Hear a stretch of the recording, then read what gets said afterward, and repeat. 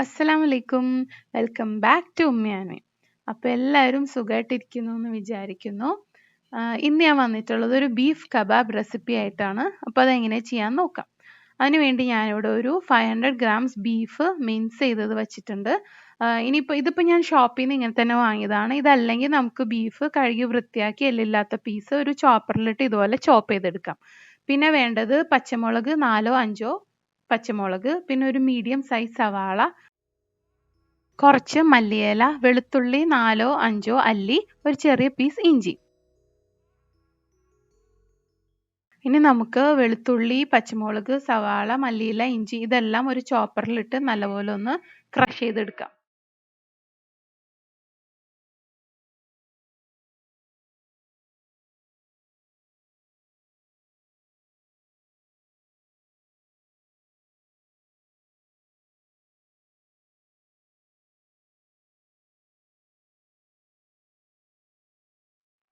Mix ഇപ്പം നല്ലപോലെ grind ചെയ്തെടുത്തിട്ടുണ്ട്.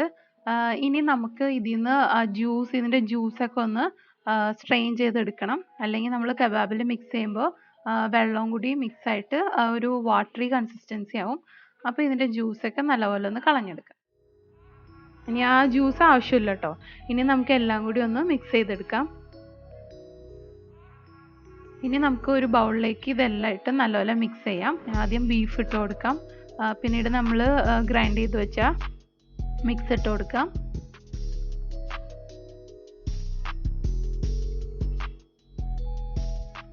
ഇനി ഇതിലേക്ക് മസാല പൗഡറുകൾ ആഡ് ചെയ്യാം. 1 ടീസ്പൂൺ മുളക് പൊടി, 1/2 ടീസ്പൂൺ മഞ്ഞൾപ്പൊടി, 1/2 ടീസ്പൂൺ മല്ലിപ്പൊടി,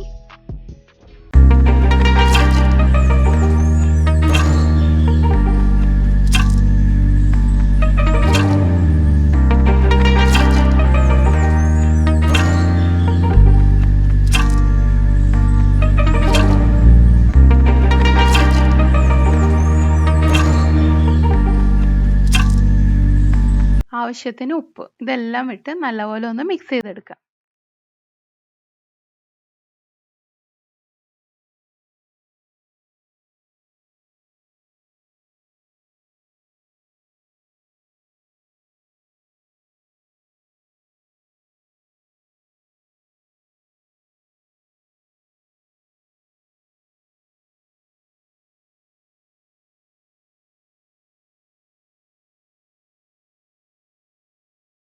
അപ്പോൾ നല്ലപോലെ മിക്സ് ചെയ്തെടുത്തിട്ടുണ്ട്. ഇനി നമുക്കിത് 1 മണിക്കൂർ ഒന്ന് ഫ്രിഡ്ജിൽ വെക്കാം. അപ്പോൾ നല്ലപോലെ ഒന്ന് മസാല ഒക്കെ പിടിച്ച് സെറ്റാക്കിയിട്ട്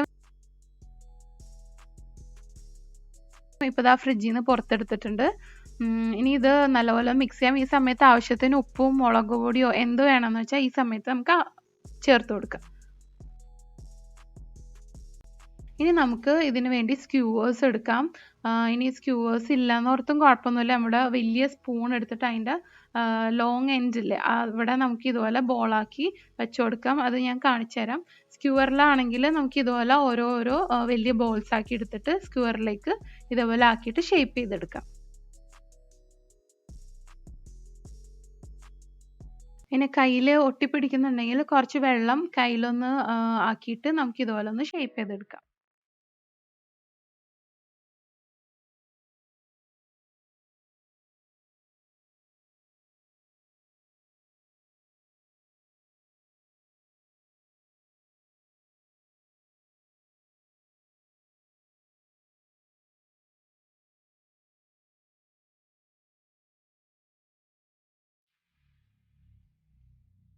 ഇനി ഷേപ്പ് ചെയ്തതിന് ശേഷം ഇതുപോലെ ചെറുതായിട്ടൊന്ന് പ്രസ് ചെയ്ത് കൊടുക്കാം. ഇതുപോലെ എല്ലാ കബാബും നമുക്ക് റോൾ ചെയ്തെടുക്കാം.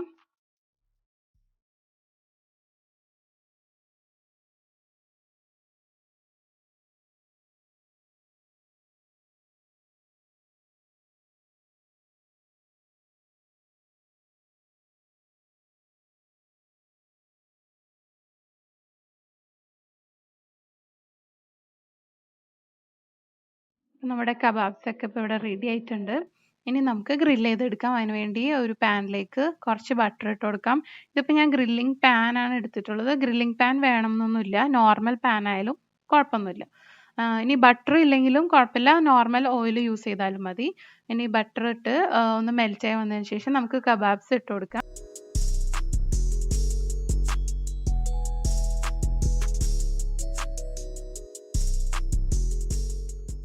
ഇനി നമുക്ക് സ്പൂണിലും ഇതുപോലെ തന്നെ ചെയ്തെടുക്കാം. വലിയ സ്പൂണിൻ്റെ ലോങ് സൈഡ് എടുത്തിട്ട് ഇതുപോലെ ബോളാക്കിയ കബാബിൻ്റെ മിക്സ് ഇതുപോലെ സ്പൂണിൽ വെച്ചിട്ട് അതൊന്ന് ഷേപ്പ് ചെയ്തെടുക്കാം.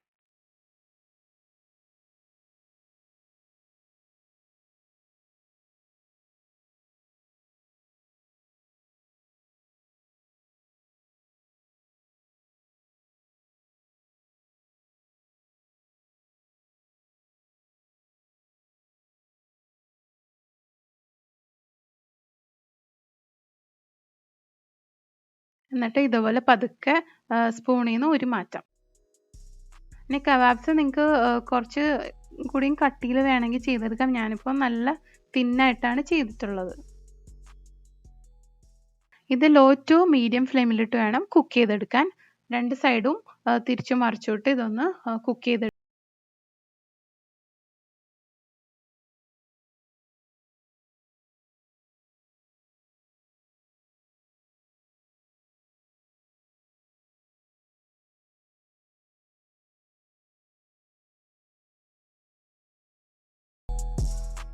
ഇതാ ഇപ്പോൾ നമ്മുടെ കബാബ്സ് ഒക്കെ റെഡി ആയിട്ടുണ്ട്.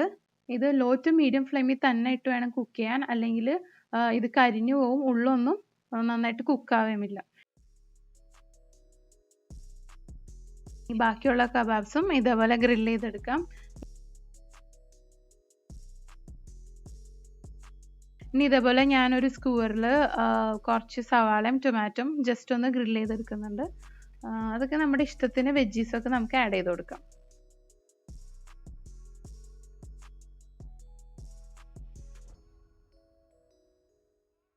ഇപ്പോൾ കബാബ്സ് ഒക്കെ റെഡി ആയിട്ടുണ്ട്. അപ്പോൾ നല്ല ടേസ്റ്റാണ്. പാർട്ടിക്കൊക്കെ സെർവ് ചെയ്യാൻ പറ്റിയ നല്ലൊരു ഡിഷാണ്. ഇതിന് ഏതൊരു ഡിപ്പ് വേണമെങ്കിലും നമുക്ക് യൂസ് ചെയ്യാം. ഇപ്പം ഞാനിവിടെ തഹീനയാണ് യൂസ് ചെയ്തിരിക്കുന്നത്.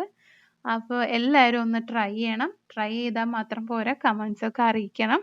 വീഡിയോ ഇഷ്ടമായാൽ എല്ലാവരും ലൈക്ക് ചെയ്യണം, കമൻറ്റ് ചെയ്യണം, ഷെയർ ചെയ്യണം. സോ ഇനി അടുത്ത വീഡിയോയിൽ കാണാം. Till then it's bye from Tasneem.